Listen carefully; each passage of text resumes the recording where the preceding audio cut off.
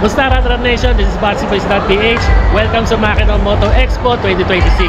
So dito sa event na to, samahan nyo ako para makita natin yung iba't ibang mga bagong motor na ilo-launch ngayon 2026. Tara, samahan nyo ako. This 2026, madami rin ang maglo-launch ng mga bagong motor from all kinds of brands, from scooters, underbones, big bikes, and e-bikes. Let's start with Suzuki Philippines with their new adventure bike na Suzuki V-Strom 160. 160cc, fuel-injected with dual ABS, 13.2 liters gas tank, and with adjustable rear suspension. Next naman is yung Suzuki DR160, isang dual-purpose off-road bike, 160cc, perfect for all road conditions, fuel-injected with single ABS, 12.2 liters gas tank, 244mm high ground clearance, dual pot caliper, and disc brake harap at likod. Dito naman tayo sa Zontes Philippines. This is the Zontes 150X na perfect for everyday use. 149.5cc, 4 valves with dual ABS, may traction control, adjustable rear suspension, onboard dashcam with 11 liters gas tank with start and stop system. Next is yung Zontes 703RR, sobrang astig na sports bike. 699cc, inline 3, dual overhead cam, 4 valves, top speed is 257 km/h, 17.5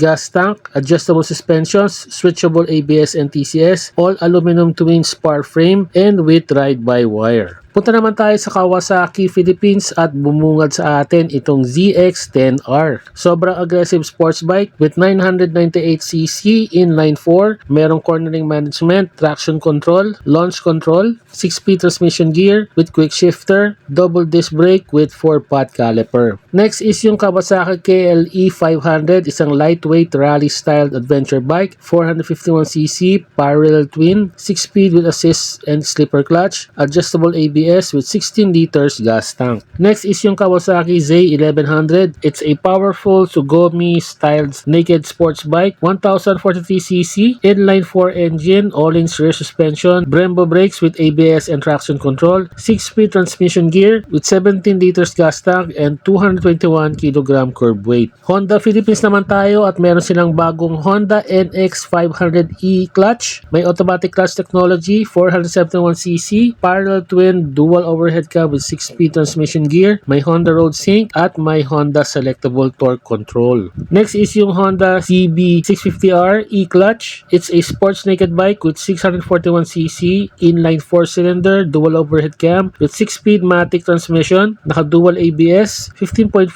liter gas tank, may Honda Road Sync and Honda selectable torque control. At ito na nga yung highlight of Honda Philippines, all new WN7 electric naked bike with 50 kilowatt motor and 100 Newton meter of torque. Can travel over 130 kilometers full charge, fast charging of 20% to 80% for 30 minutes with 129 kilometers per hour top speed. Sa MV Agusta Philippines naman tayo, meron silang nilaunch na limited edition Neo Retro sports bike na Super Veloce 1000 Ego. It's a 998cc inline 4 engine with electronic suspension, Brembo Stylima calipers, and extensive carbon fiber bodywork in a tribute to racing legend Giacomo Agostini. Dito naman tayo sa CF Moto Philippines, may nilaunch na high-performance 4-seater sports ATV na Z-Force Z104. 998cc turbocharged, 3-cylinder engine, 12.3-inch touchscreen with Apple CarPlay and backup camera. Next is yung Ziho AE7 Pro, a high-performance electric scooter with 3.5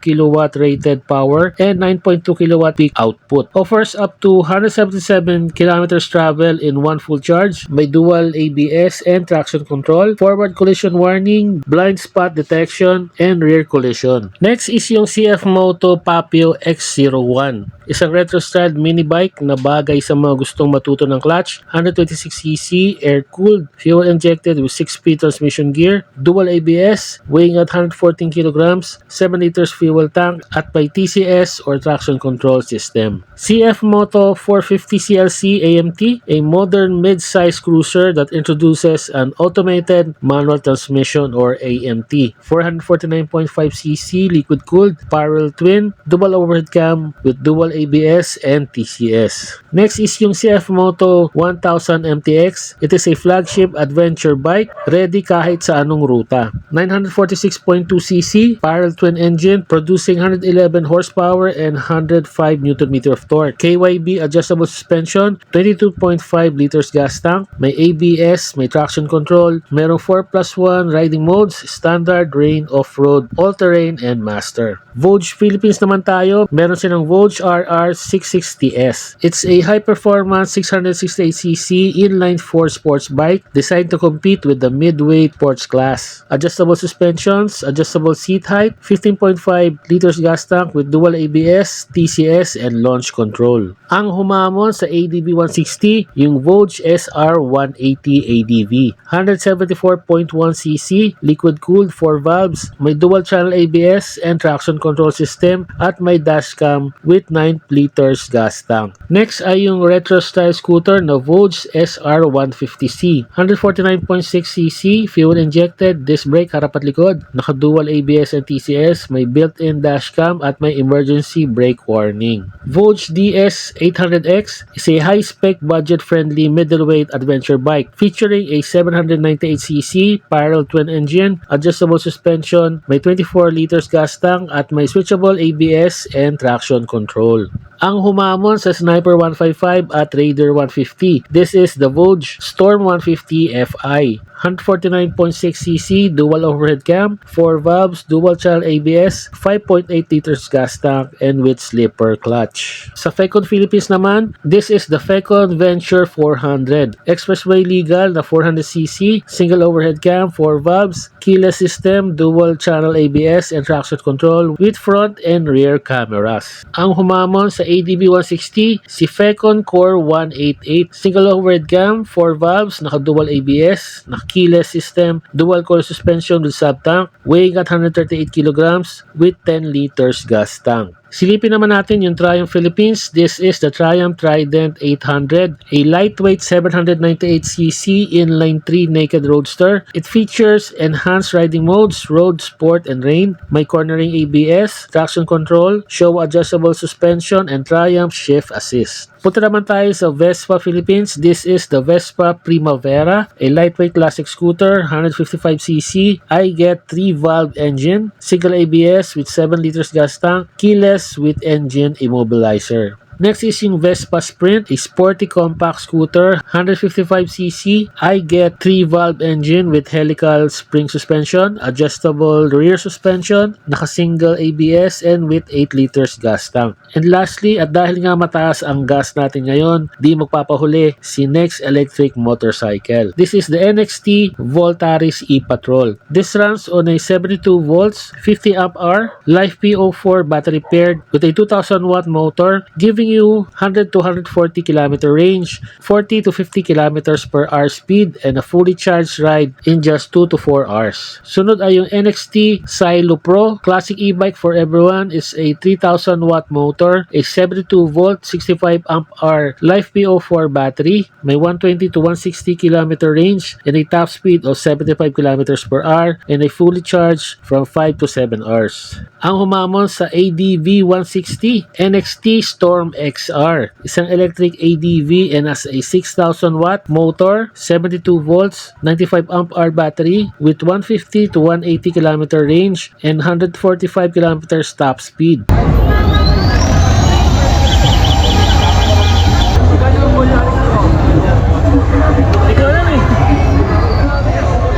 Features 288 Nm of torque, 3 to 4 hours charging, advanced ride aids, ABS and TCS with 7-inch TFT display and built-in DVR. NXT Luso is a retro-styled electric scooter with 72 volt, 42 amp hour Life P04 battery and a 150 watt motor. It offers a 50 to 60 km per hour top speed, 80 to 100 km range full charge, and is designed for comfort, may hydraulic suspension, disc brake, and with anti-theft alarm. Sunod naman ay yung NX3 Tri-Venture, a stable 3-wheel electric scooter with 72 volt, 20 amp hour battery, a 2000 watt motor with 250 kilograms load capacity, suitable for seniors or daily cargo needs. 30 to 40 km range at 35 to 40 km per hour with upgraded versions. So yan na nga po ang mga bagong motor na nilaunch dito sa Makina Moto Expo 2026. Sa mga nakita niyo mga bagong mong motor, visit your nearest Casa branch para makapag-reserve na kayo or para makita nyo na rin ng personal itong inyong mga dream bike. See you next year for another Makina Moto Expo 2027. This is BaseBoys.ph. Ride safe, stay safe.